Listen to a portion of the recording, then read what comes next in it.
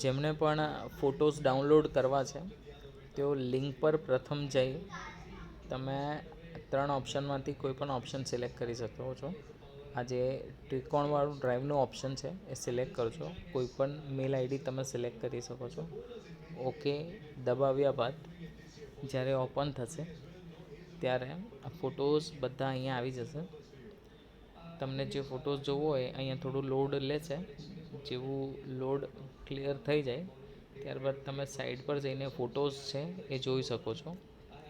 હવે અહીંયા સમજી લો આ ફોટો આવી ગયો છે, તો એ ફોટો ડાઉનલોડ કરવા માટે અહીંયા સાઈડ પર ઉપર 3 બટન છે, ત્યાં ક્લિક કરીને તમે ડાઉનલોડનો ઓપ્શન અહીંયા તમે જોઈ શકો છો.